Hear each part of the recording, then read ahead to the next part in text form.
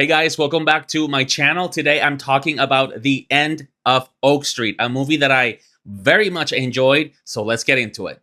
The End of Oak Street is a 2026 science fiction survival film directed by David Robert Mitchell, and it stars Anne Hathaway and Ewan McGregor as a suburban couple in July of 1982 whose neighborhood is suddenly transported by a cosmic event into the prehistoric era, forcing the family to survive roaming dinosaurs.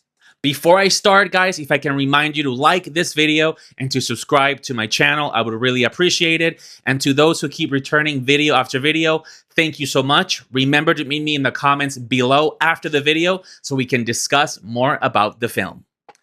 So The End of Oak Street. I'm shocked. Very shocked. I was so surprised by how good and how fun this movie is.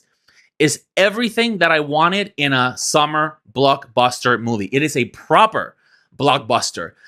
And I'm surprised at how good it is because I feel like this movie wasn't really hyped enough. The marketing campaign was very weak.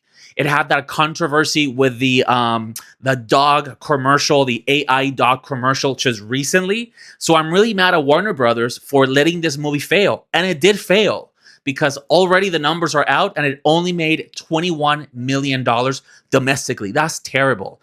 And the budget for this movie was around 85 to 90 million.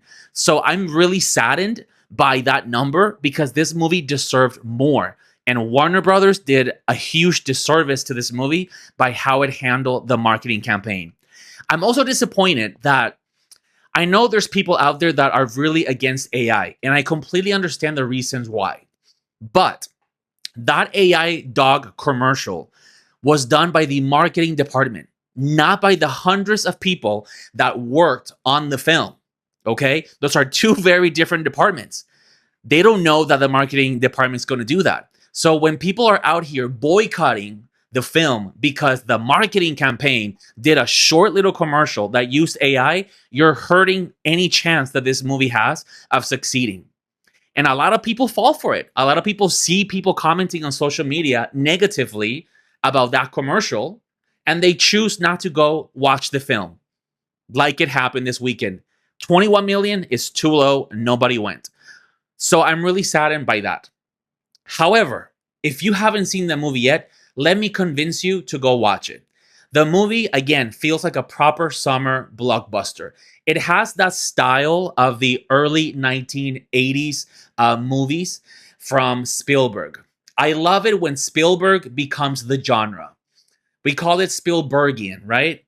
So this movie has that vibe and feel of an E.T., of a Poltergeist, because of the neighborhood, because how sweet and wholesome everything is. The kids riding, their bikes in the streets. It has all of that 80s nostalgia that comes with the Spielberg movies. And I love that.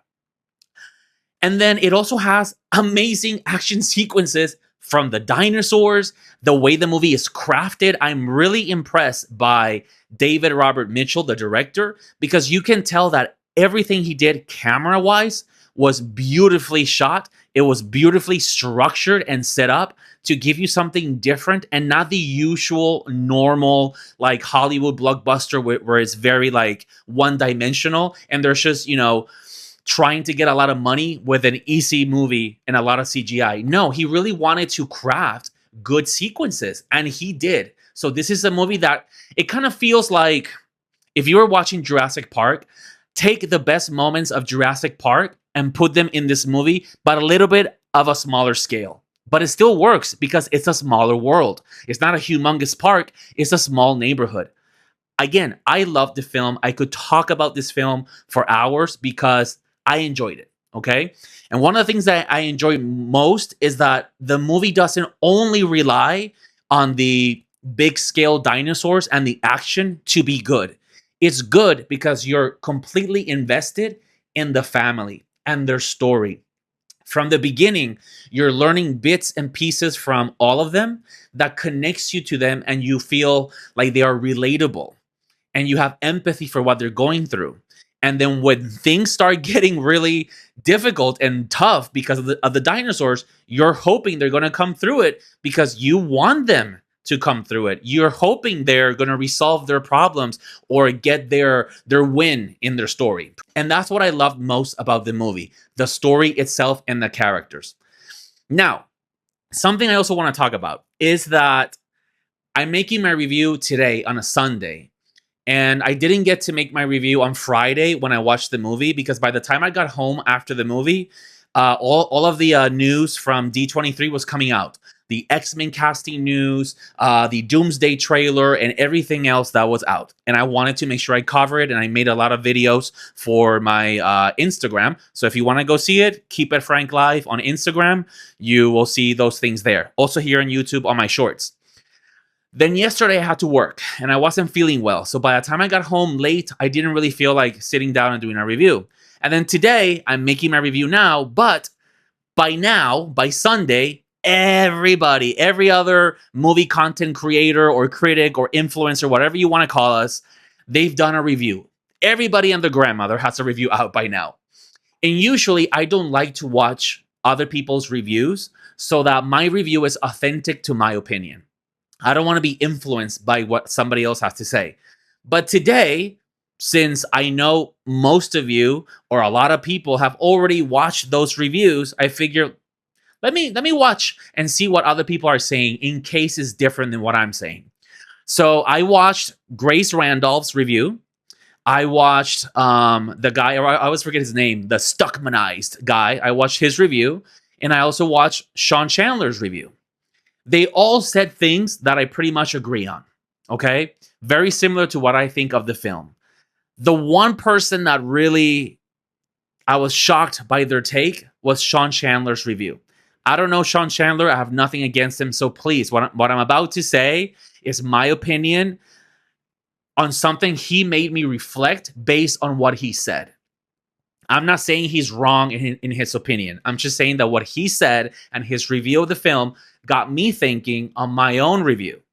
So he said that he felt the movie did not have a good balance or did not know what it wanted to be.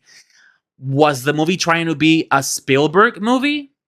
Very Amblin, very wholesome with the wonder and the adventure? Or was it trying to be more horror? Because this movie has a lot of horror elements. It's a PG-13 movie, but honestly, it feels like an R-rated film because there's dead bodies everywhere, people getting eaten left and right, and there's one specific kill that in my theater, we all gasped. I was shocked. I was truly shocked that they went there. It was hardcore and brutal, okay? And I was like, this is PG-13? Wow. But since I like horror, I'm in heaven. I'm like, oh yeah, they're going for it, okay? But I was really curious by what he had to say. Now, the reason why I don't agree with his take, and I do feel like the movie balanced things very well, is because if I have a director like David Robert Mitchell, who made It Follows, one of the most influential horror movies of the century, one of the founding movies of the new elevated horror genre, I'm expecting to see his signature and style all over this movie. So the horror elements, as they're happening, I'm shocked. And I felt like it was jarring at times because the movie does have a lot of the sweet wholesomeness of a Spielberg movie. But when those things happen, those very brutal, violent things happen, it was like, wait, this is not supposed to be in a movie like this. And you kind of feel a little bit like taken aback. However, I'm expecting to see David Robert Mitchell in this movie because it's his movie. So he is known for horror. I want to see those horror elements, and I got them. If those horror elements were not there, it would be just a carbon copy of a Spielberg movie. It would be an homage. It wouldn't be him doing his own movie and his own thing. So what I like about this film is the fact that it does have its own identity because it pushes the boundaries and the envelope in things that Spielberg never did. Not in movies like E.T. or Jurassic Park. The horror elements here, like, they go hard. In Jurassic Park, anytime a dinosaur... Remember that moment where the dinosaur killed the guy on the toilet seat? Even though that was brutal, It was kind of funny because the guy is in a toilet seat. In this movie, when a dinosaur kills somebody, it killed somebody. So I liked that.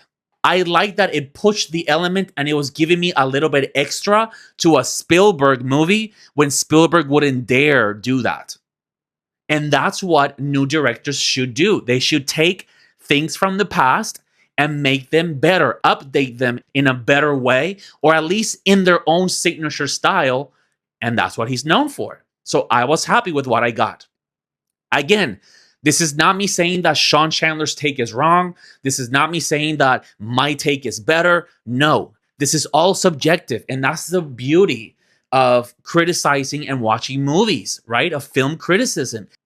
So I thought that was a fascinating take from Sean. And it made me reflect on, but wait a second, I disagree for this reason. And I thought that was cool. Okay, guys, so that is my review of The End of Oak Street. Hopefully, I convince you to go watch this movie because it does deserve to be seen in a big theater.